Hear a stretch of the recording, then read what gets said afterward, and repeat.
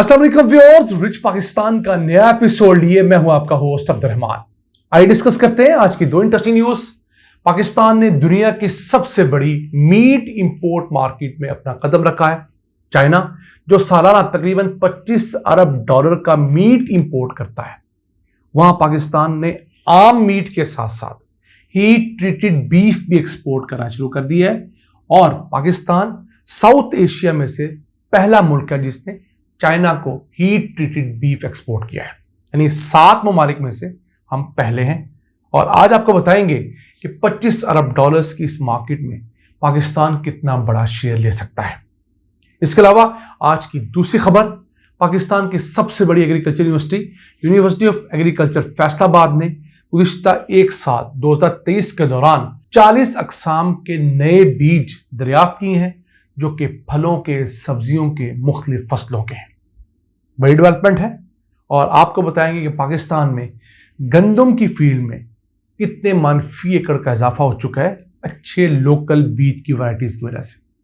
पहले चलते हैं उस बीफ की जानब जो हीट ट्रीटेड पाकिस्तान से एक्सपोर्ट किया गया।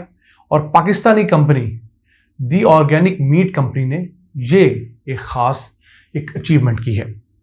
जनूबी एशिया में सिर्फ 2 कंपनियों के पास इसके लाइसेंसेस थे, एक इंडिया और एक पाकिस्तान। पाकिस्तान ने पहला इनिशिएटिव ले लिया है, इंडिया हमसे पीछे रह गया है। अब चाइना दुनिया में सबसे बड़ा मीट इंपोर्टर है, ऑब्वियसली आबादी सबसे ज्यादा है।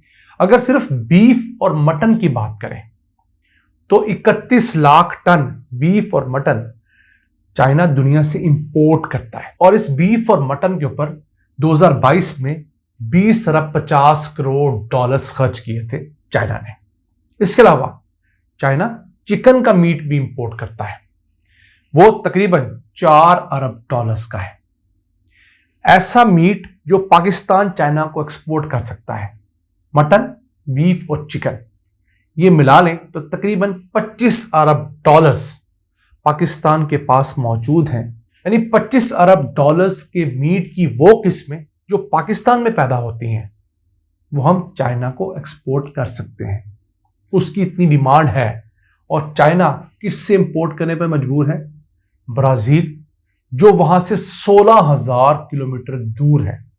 और वहां से शिप चले तो उसे 55 दिन लगते हैं चाइना पहुंचते हुए, जबकि हम चाइना के हमसाये हैं।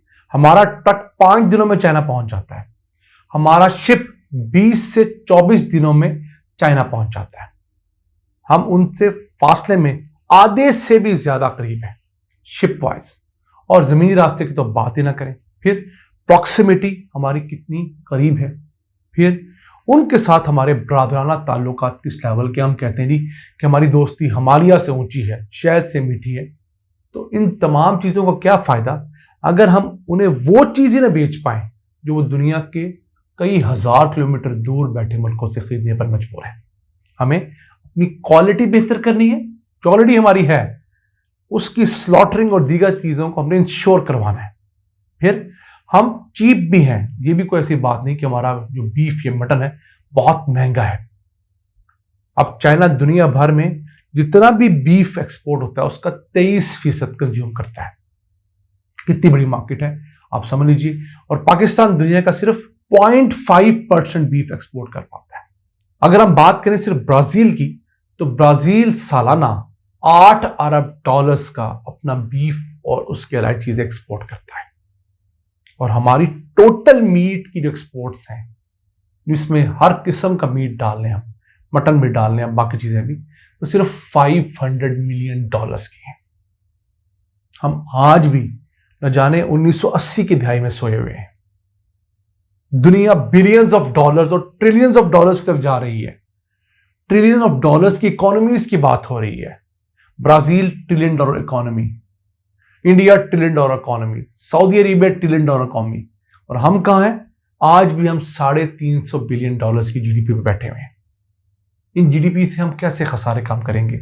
अपने बच्चों को कैसे पढ़ाएंगे? अच्छी तालीम के साथ साथ अच्छी सेहत कहां से देंगे? और रिसर्च एंड डेवलपमेंट की तो आप बात ही ना करें। उम्मीद करते हैं अब एक कंपनी ने काम शुरू किया है, बाकी कंपनियां भी इस फील्ड में आएंगी। हलाल बीफ, हलाल मटन, हलाल मीट चाइना मजीद एक्सपोर्ट होगा और दीगर तरीकों से भी एक्सपोर्ट किया जाएगा, जिससे पाकिस्तान का जो रेवेन्यू है और एक्सपोर्ट्स टुवर्ड्स चाइना वो बढ़ेंगे, इंपोर्ट्स कम होंगे। आइए चलते हैं आज की दूसरी अहम खबर की तरफ। पाकिस्तान के अंदर बहुत सारी अच्छी बातें बहुत सारी बुरी खबरों के नीचे दब जाती हैं। यूनिवर्सिटी ऑफ एग्रीकल्चर फैसलाबाद, हमारी ज़राई तहकीक में एक बड़ा नाम, उन्होंने ऐलान किया कि सिर्फ सन 2023 के एक साल के अंदर उन्होंने 40 नई वैरायटीज के बीज तैयार किए हैं, फलों के, सब्जियों के, मुख्तलिफ क्रॉप्स के। गंदम का नया बीज तैयार किया है जो ज्यादा प्रोडक्शन देता है और हालात से मुकाबला करने की सलाहियत रखता है। इसी तरह गन्ने का नया बीज है, सब्जियों में भिंडी है, दालों में चने वगैरह आते हैं, फलों के अंदर आम आते हैं, फलदार जो पौधे हैं उनमें सोयाबीन है। तो ये तमाम फील्ड्स के अंदर नए बीज तैयार किए गए हैं और इसके अलावा एक साल में 8000 नए तलबा इस फील्ड के अंदर आए भी हैं। अब पाकिस्तान में जो थोड़ी बहुत तहकीक होती है उसके अंदर ज़राई तहकीक का भी एक हिस्सा है। हमारी जो फी एकड़ गंदम की पैदावार आज से चंद साल पहले 25 मन फी एकड़ थी, वह बढ़कर 37 मन फी एकड़ हो गई है।